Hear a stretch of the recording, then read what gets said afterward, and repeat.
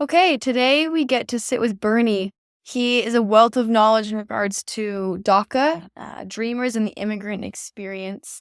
He also has done a fair amount of advocating for immigrants in this country and specifically those with DACA status. He will really give us some insights into the legal system, but also his own feelings as a DACA recipient and growing up in this country. I will let Bernie share with you the rest. I'm Bernardo Castro. I was born in Mexico, in the southern state of Guerrero. A lot of people aren't familiar with it because it's not a super big tourist destination anymore. Acapulco is there, which is a big touristy spot. At least it used to be. Now it's in rebuild mode because it got hit with a big hurricane last year. I didn't know that. Massive. Wow. Hurricane Otis. I think it's the fastest, quickest intensification of a hurricane ever recorded. Oh. It went from a tropical storm to a Category 5 in less than 24 hours. Whoa. Yeah, so it didn't give anyone a lot of time to prepare. Oh, scary. Do you have family there still? I do, yeah. Luckily, where it hit, there's a big mountain range, so it can help dissipate that energy. Okay. But I was born there. My parents immigrated to the U.S. when I was 4. I'm 33 now. And I brought this relic. Oh, wow. It's my Mexican passport. You had that when you were 4? Yeah. Wow. Oh, my. I'm not going to show the camera because it's got some Yeah. personal details, but I just wanted to show you something here. If you could see what this date is right there on my... December 14th, 1995. Yeah. Today Wow. is the 20th anniversary of me coming to the States. It is meant to be. Yeah.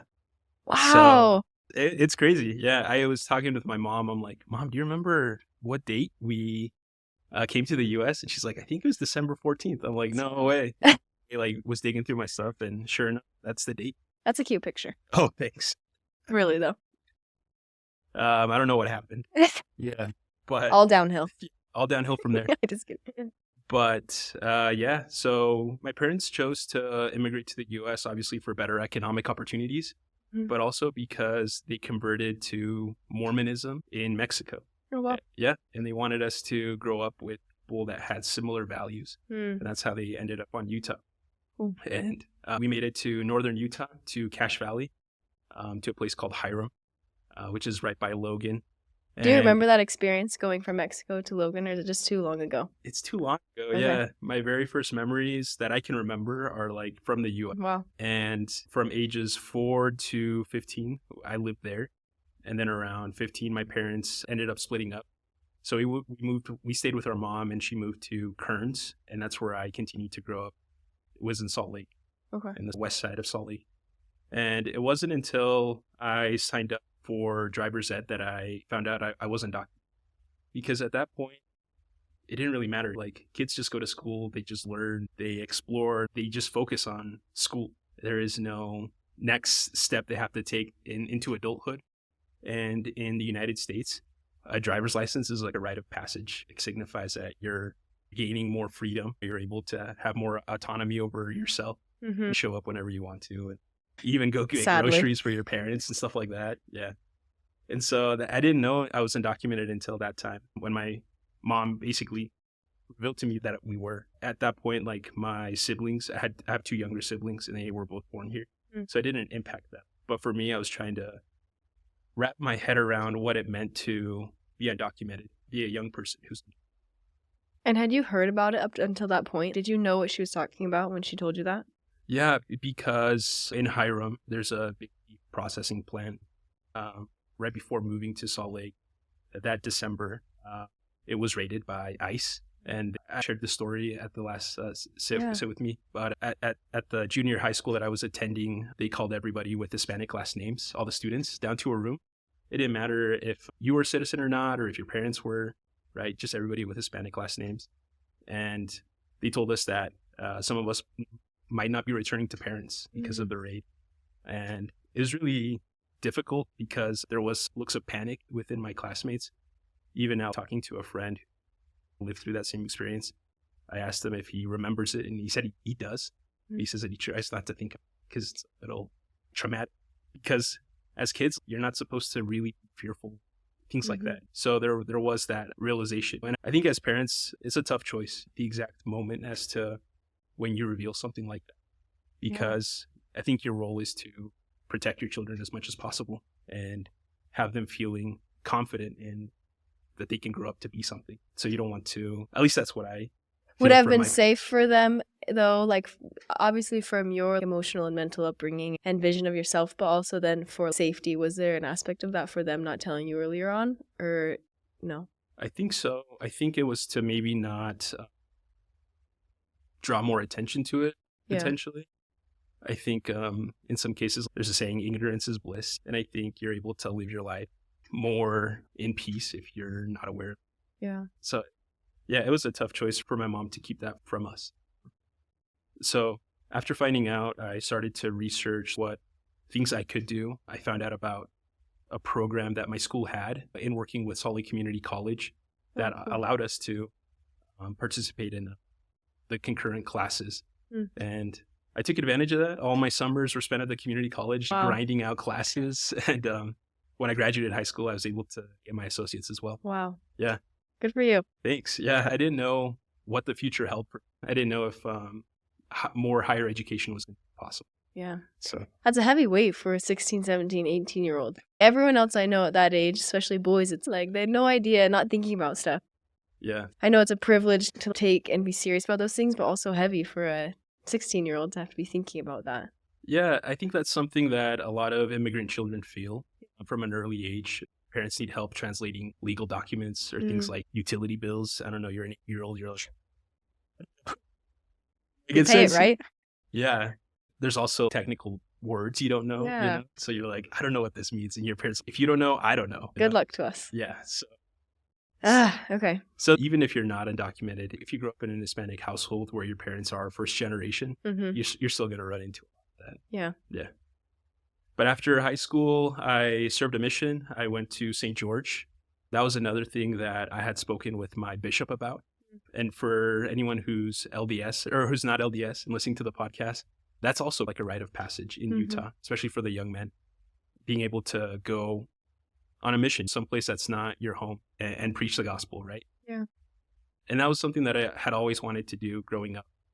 It wasn't something that I had been talked into. Yeah.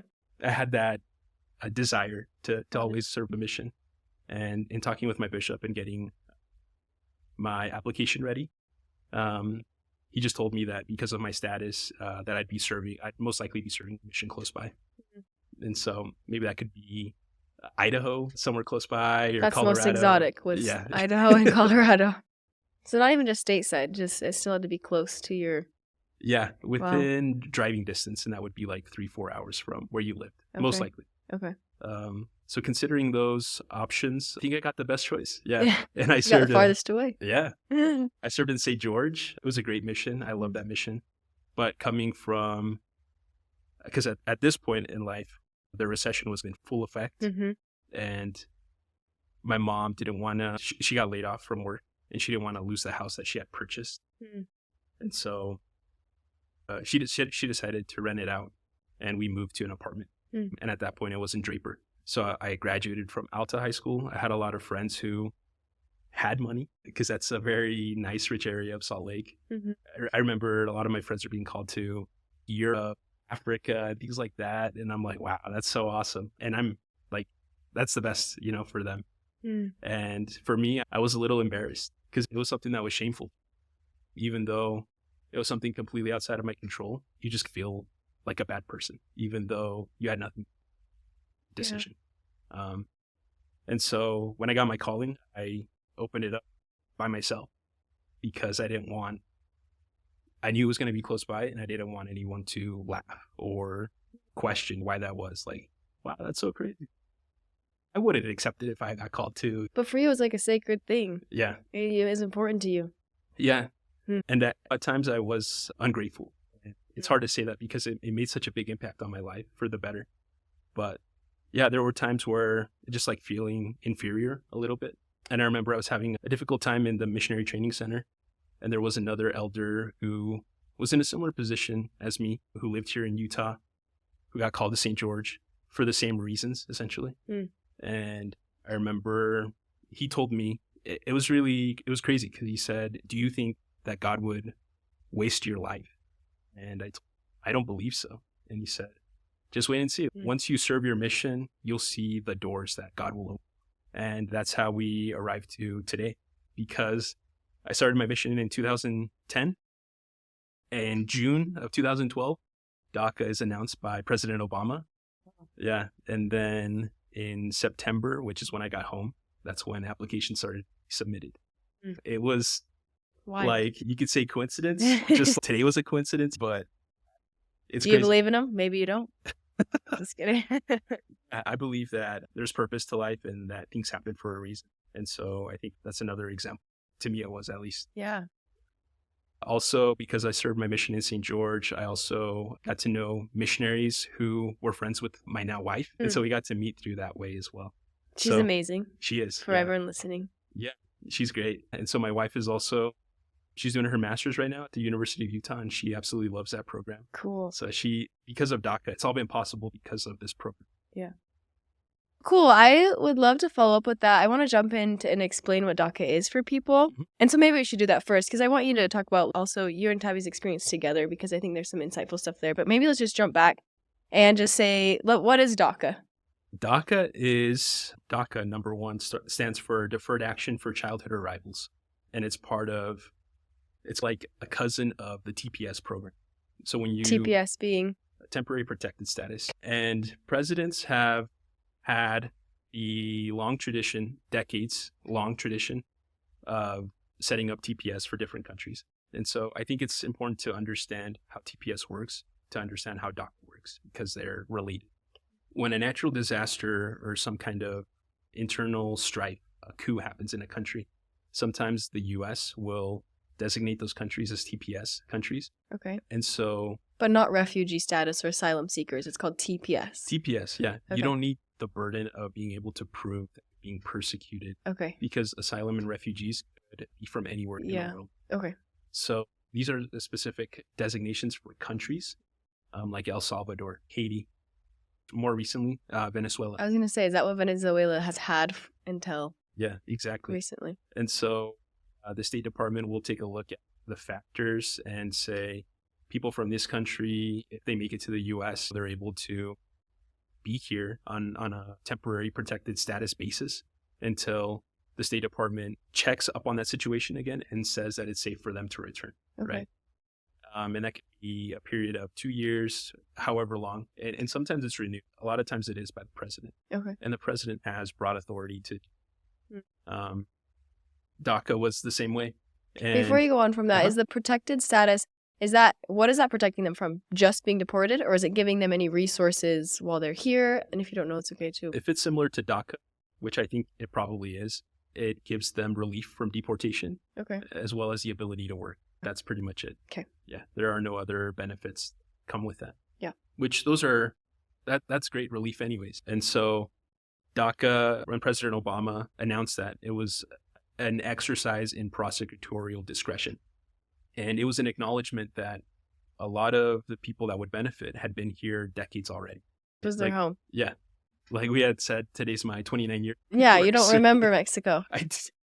But what was interesting was that end date, like how I was saying that the State Department reevaluates the situation. Mm-hmm. The end date was when there was going to be legislation that included Dreamers, or that there was an immigration fix, right? It was temporary because you have to renew it every 2 years, right? But we had always known that in the future it was going to be phased out for something else, right? We just didn't expect for it to be phased out with nothing left to pick it up wherever that So is. originally it was created for something to pick it up. Exactly. Okay. And when Yep. did it fall through? The DREAM Act, the very first iteration of the DREAM Act, was introduced by Orrin Okay. and Dick Durbin back in 2001. And Wow. it's crazy that one of Utah's Yeah, I was going to say, senators, isn't he? Okay. Yeah, he was a senator for Utah, and he introduced it. And there was a lot of bipartisan support. And then what happened in 2000? Obviously, terrorist attacks. And that seems to be a theme that always happens with immigration reform, is Oh. that there's always something more important. Higher that- priority. Yeah, exactly. Both parties are responsible for not being able to pass it, because there was a time when the Democrats had majorities in both the Senate and the House at the same time with President Obama, and they chose to not do something. It's essentially kicking the can down the road, Yeah. almost indefinitely. There's been several iterations on Dreamers. It's something that always has 80% approval in public polls. which is crazy because nothing usually Nothing. gets that high. Yeah. So to clarify for everyone listening, as of right now, there's no path forward for you Mhm. to become a citizen. There is through my siblings, now that they're 21, Okay. the wait time is 20 years. Great. That's super short. Okay. Starting now, you have 20 years. Yeah. Okay. So See you at unless, 53. yeah. So unless something changes, that's my only option, right? It's so frustrating. Yeah. So a lot of people, though, unlike your situation, because you've married someone that has also DACA status, Mhm.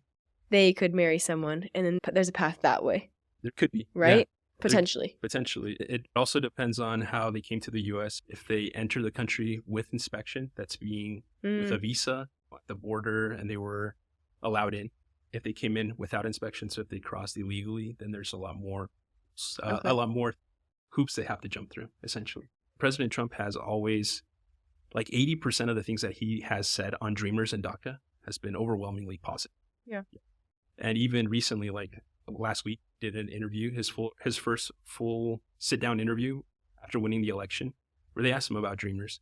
And he said these people are successful. A lot of them are middle-aged. A lot of them don't know the language of the countries that they came from. Mm-hmm. They've been here 30 years, 20 years, a long time. He said that he wants to find a way forward for it. Wow. Yeah. Huge win. Yeah. We hope. We hope. Yeah, exactly. And as a good friend of mine said, we're ready to applaud anyone who does the right thing. Yeah.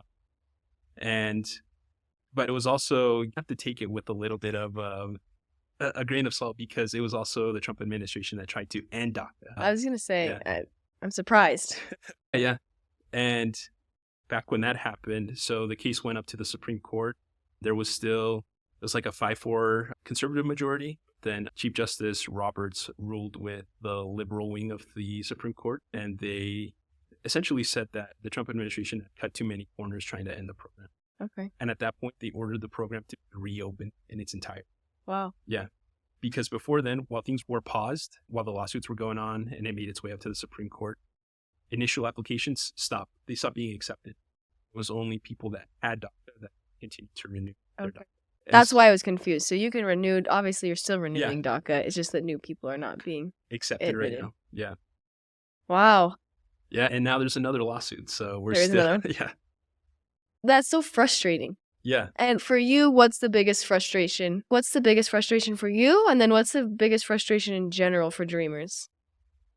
Biggest frustration is that a lot of people who are really vocal about immigration, people have to follow the rules and stuff like that.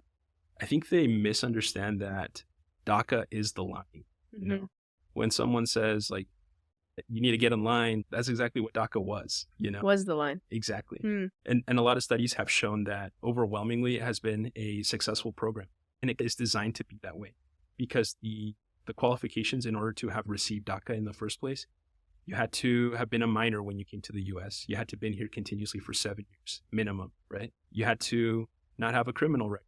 You had to be, it says, engaged in meaningful or gainful employment is the technical term. You have to be in school, high school, college, or be in the military. Right. Yeah. When you start applying all these different things to people in order to be able to meet that, you're going to get a group of outstanding. As I said, that's actually pretty hard. Like you don't get an off day. You can't take a year break in between high school and college. You have to be in school. You have to be in school, employed, or gainfully employed. So all these different things, essentially keeping you out of trouble. And because of the renewal basis, you have to submit yourself to background checks every single time. So it's a good vetted hoop, right? Everyone maybe should be going through that. Yeah, and that's an argument that I'd say is that maybe there should be more programs like DACA instead of people trying to close down existing avenues. There's a lot of people that say, I love immigration. I love immigrants. I just want them to do it the right way. DACA was the right way, was the line, essentially. Yeah. So that's what's frustrating for you. Yeah. And also, we live in a world where a president may or may not keep the actions of a past president. Where it used to be where that's more of a gentleman's treatment. You're not going to undo all the work that you did. Exactly. Now it's like people run on undoing instead of trying to come up with new ways of doing things. It's undoing things that have been done before. And so for DACA to go away, fine, let's replace it with something better, something that has more benefit to the country, because DACA has been hugely beneficial. Yeah. Yeah. That's amazing. So what about for people listening to this? How can they be helpful in the lives of those that have a DACA status? Yeah. I would say the best thing to do is to get informed, to learn about how dreamers are impacting or affecting the communities that we live in, because we don't live in a vacuum. It's like, why should I care if my neighbor's kids go to school if I don't have kids? It's like that same mentality. Why should I care if this person has DACA or not? And it's because we all live here. Like, we're all part of the same community, and our lives are intertwined, because that's part of living in the US. People are employed here, people have children, they go to school, they pay taxes, all these different things. And that's why it should matter to everyone what happens to not only dreamers, but immigrants as a whole. Yeah. And that's what I would say, is to try to become a little more aware of dreamers in your community, because they're there. I personally know quite a few dreamers here in Utah, and maybe it's because I'm part of that community, but I also know that they work in corporate America. Yeah. You know, they have professional careers, and they're advancing in those things. Is there anything that someone with a DACA status cannot do in regards to work or travel, all those things? Give us some insights into that. Some of the biggest restrictions come around government work. Someone may be a good fit for a government job, even the military, and they may be excluded because of their status. Even state jobs. And that may go from county to county based on how much freedom they're given to make those hiring decisions. Yeah. I know some educators that work for the state. I also know that there are some that work because of the same thing. It just depends on the jurisdiction. Interesting. Yeah. What about like federal aid and scholarship, stuff like that? Yeah. So DACA recipients can fill out FAFSA. They just cannot receive any FAFSA grants. So why would they fill it out? Because a lot of times for scholarships, they require FAFSA to be filled out. To be filled out, so then they could receive something else. Yeah, from a private scholarship.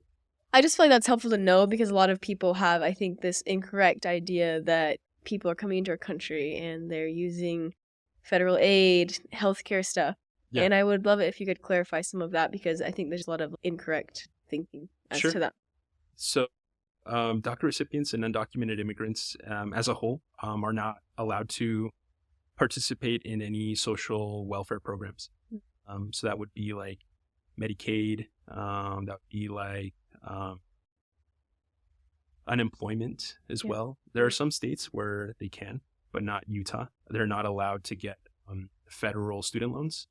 Well, that's the other one, yeah. So any of those things that, help people when they're going through tough times are not allowed for undocumented immigrants.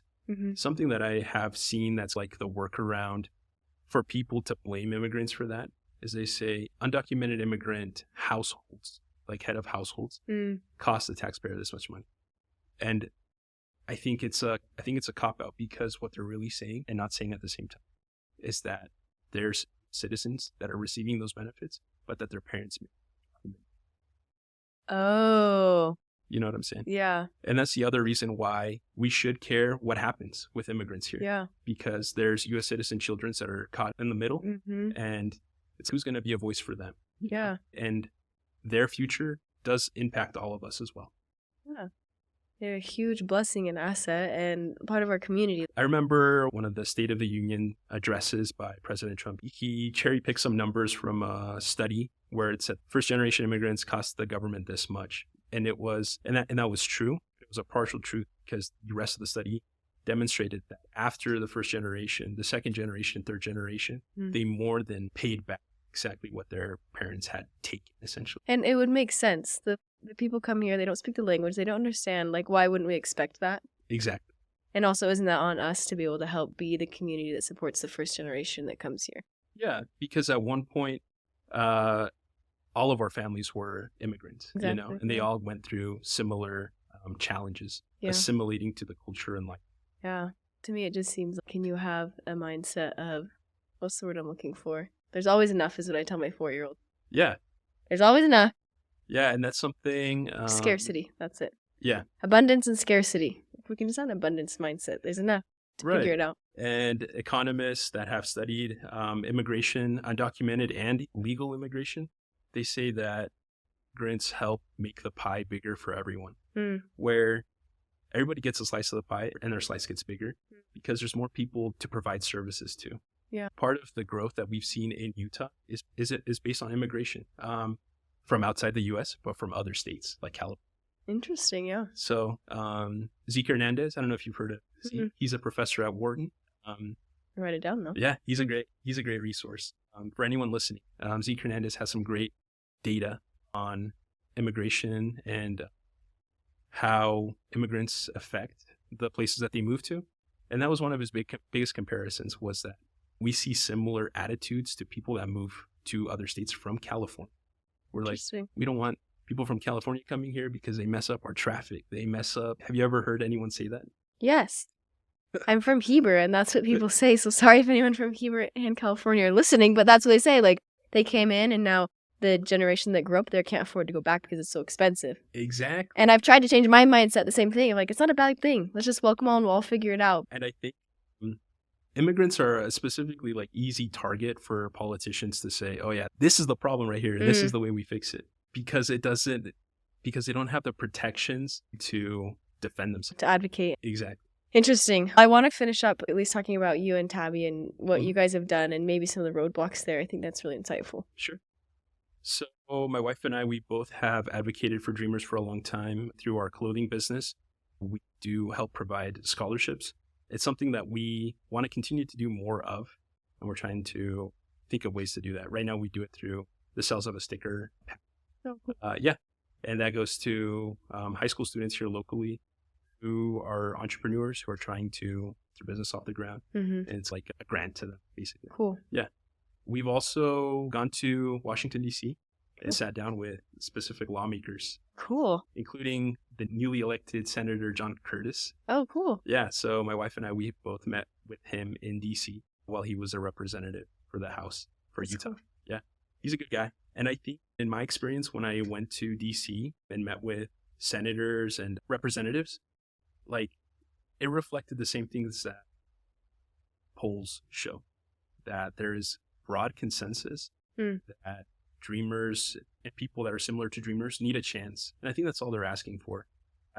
In my experience, when I've talked to other Dreamers, they're not expecting citizenship, right? That's not something that they necessarily say. Yeah. Even though I think that's the right, because they've been here for so dang long. Yeah. But they just want more stability, because right now the renewals are every 2 years. It's hard to plan your life around 2 years and not knowing if there's going to be something else. Yeah. In 2 years, like, it's hard. It's stressful. Yeah. And so that's something that we have advocated for, is immigration reform. But I think more than anything, clean Dreamer bill that just addresses Dreamers, because it always sinks when they start attaching a ton of other legislative pieces to it. Oh.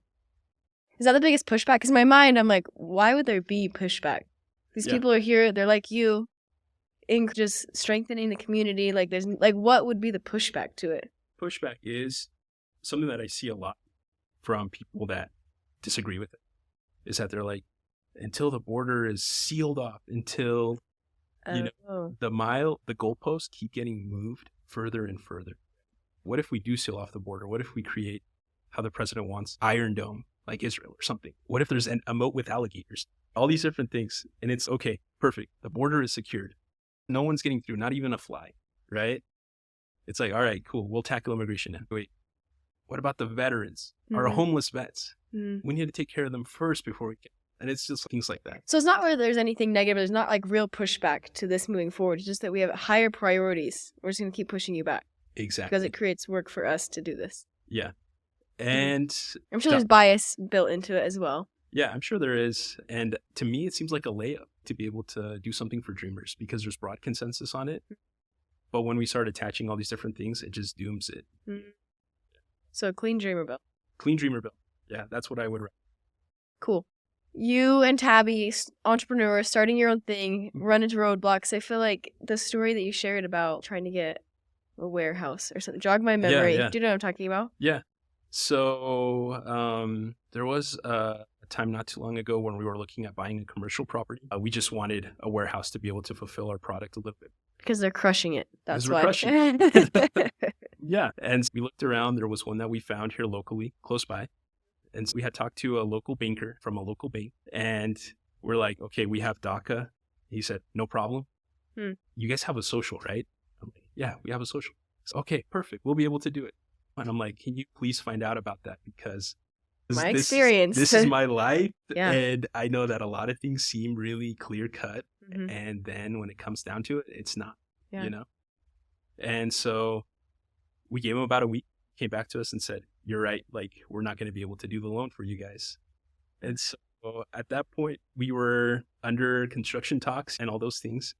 And so we were scrambling, and we met with our realtor who was able to find us a private commercial lender that would be able to do. We were able to do 20%. So on a commercial property, like 500,000 for one unit, we were trying to do 2 units to be able to rent one of them. That would be $200,000. Yeah. Someone that wasn't in your situation would have to put down 5%. 5%. And so those are some of the challenges. If you're trying to buy a home, it's the same thing, you know, instead of a 5% down, 20% down, things like that. And I think you're just trying to get ahead, and it's just little things. Exactly. And so the opportunity is still there, right? You just have to be wildly successful in order to achieve it, where someone could be mildly successful and be able to. Yeah. And then maybe that's the thing that propels them to becoming wildly successful. Yeah. Okay, last question on this. I know that last one was supposed to be the last one, but I just am curious for small business owners, local political leaders, schools. Can you think of anything that they could do to help in this situation? For people in this situation? Yeah.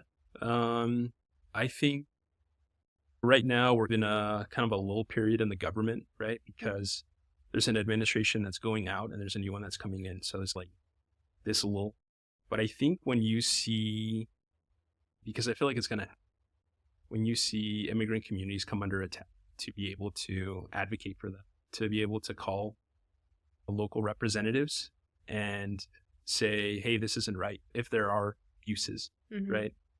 With the deportation plans and all those things, they said that their priorities are criminals. That's not any different than what it is now. I think what a lot of people are afraid of is that there being a broad net where a lot of people are caught into that. When there are, what's the term? Like when people are standbys and they get caught up. Bystanders that, Yeah, there's a wrong term. time. Yeah, that I can't remember right now. But a lot of that happened during the last Trump administration. Oh, really? Where people that did not have criminal records because they were in a family where somebody did have a criminal record and they came looking for Really? them. Yeah, they got caught in the same. And it's things like that, where immigrants are overwhelmingly beneficial to the country. And like I said, they're our neighbors. They live here. People rely on them for labor. Their kids go to school here. And it can be disastrous if we just leave that power unchecked. Yeah. And we need to stand up and contact our representatives when we see abuses of power. Cool. Okay. Most important to me, especially like the purpose of this podcast in my mind is for people to listen, hear your story, yes, but also then how can they create belonging and unity? And so I want to know the experiences, the places in which you felt like you belong. So tell me about those places, those people. Where's belonging for Bernie? Oh man, that's a question. That's tough. I think finding hobbies has been good because there's like a common interest. It's not based on where you're from or anything. It could collect Pokemon cards or Hot Wheels, which I do both. Yeah. And so I think if you're able to give yourself a hobby that is meaningful to yourself and you enjoy it, it's like part of being human. Yeah. And for a minute, you can stop worrying about all those things. Do you feel like in spaces where that is apparent where you're from, have you been able to find inclusion in places like that? Or do you feel like it's just not really a thing? I think it's possible. Yeah. Do you have any good experiences where people know that you are the status and still have made you feel like... Yeah. One of my earlier workplaces, it was when I was doing a lot of advocacy work and traveling to Washington and stuff. I had bosses who, I don't know what political side of the spectrum they were from, but just talking to them, they're like, yeah, this all makes sense. Like, you should go and you should advocate.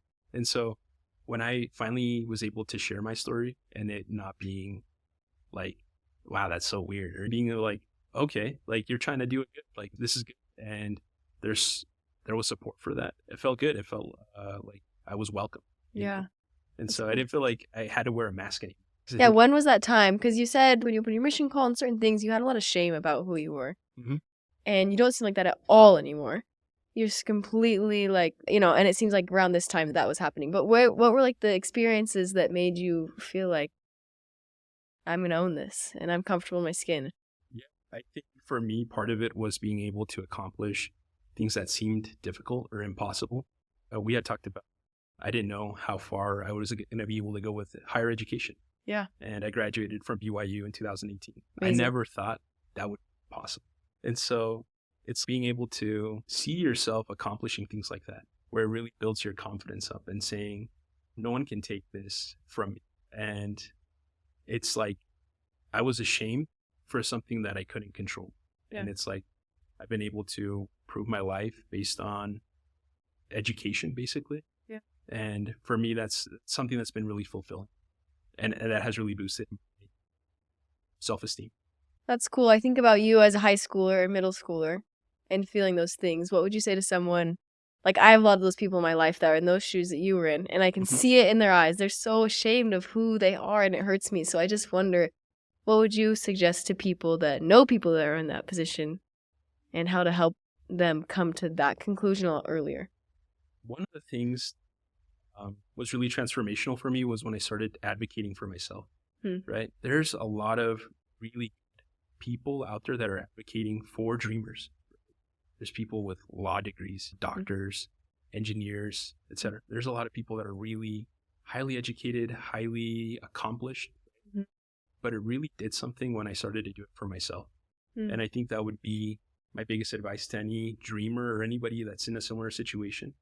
No one's going to be a better advocate for you than you are. And I think if we're able to foster that community, I think we'll go really far, because we have so much talent to draw from. And I think we need everyone on board to be able to get this across the finish line. What does that look like for a 16-year-old? For a 16-year-old? 16-year-olds are hard as it is Yeah. to communicate with. But looking back at your shoes, what would advocating for yourself look like as a 16-year-old? As someone who's under 18, you're allowed to make mistakes. You're allowed to push boundaries and the norms and everything. And I'd be going to my counselor and telling them my situation, and then coming up with a plan for them. And I had really good counselors in school that helped guide me in the right way.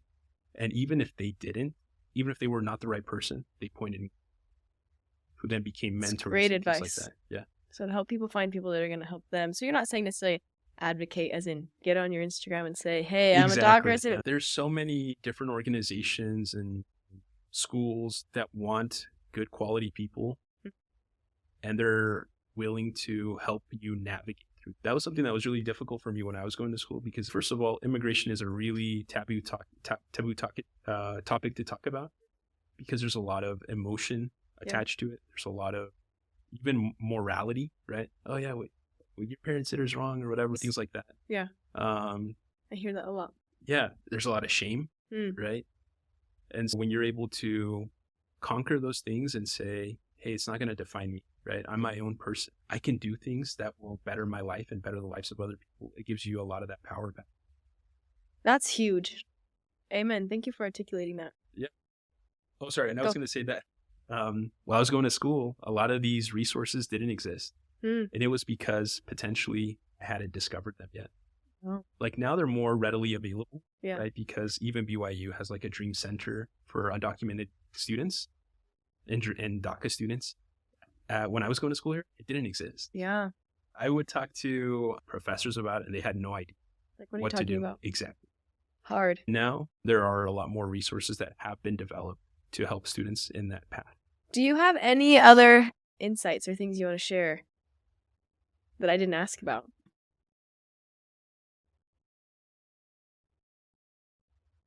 I think the biggest part of that is advocating for yourself, number one. No one's going to be able to do it better than you can for yourself because you know what your needs are, right? And then second, it's the misconception that DACA is somehow illegal, because I feel like it's a perfectly reasonable use of prosecutorial discretion that presidents have used over decades. It's something that is longstanding.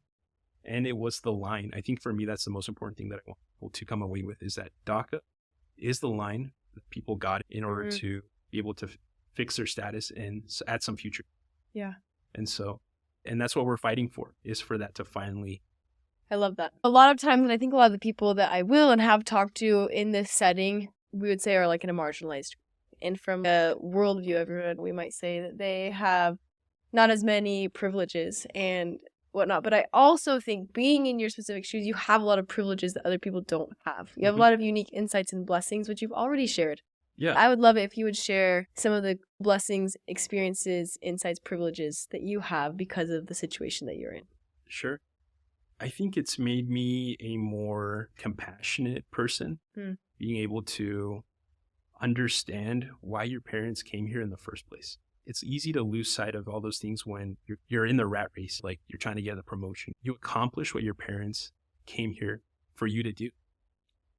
And it's easy to forget why they came here in the first place, why anyone came to the United States in the first place. Not just our parents as dreamers, but immigrants, My grandparents. Exactly. Yeah. Why they came to Ellis Island, why it was shameful to be Irish, and all these different things that have happened throughout history, Italian, Chinese, because America is a melting pot. And I think we're better off when we use our collective brain power to solve problems. Yeah. And I think it's going to take a lot of ideas from a lot of different places to be able to get that done.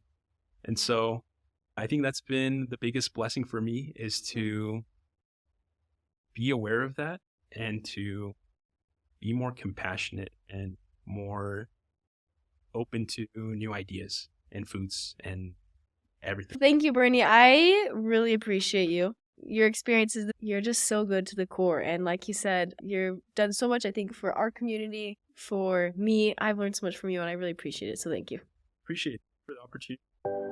Thank you for being here. This was our first recording, our first podcast, and it was so wonderful to be able to learn from Bernie. I just want to remind each of you that this is Bernie's story. This isn't the same story for all DACA recipients. Everyone navigates something a little bit different, so let's be careful not to project Bernie's experience onto the people in your lives that might be navigating the same space. But hopefully it'll give you the opportunity to be curious about friends or family or neighbors that might be navigating DACA and the legal system in regards to immigration. Again, if you sit with me, I'd invite you to follow us on social media, come to an event, subscribe, but most importantly, I'd invite you to share Bernie's story with someone so that we can all be a little bit more proximate and empathetic to those that are navigating DACA.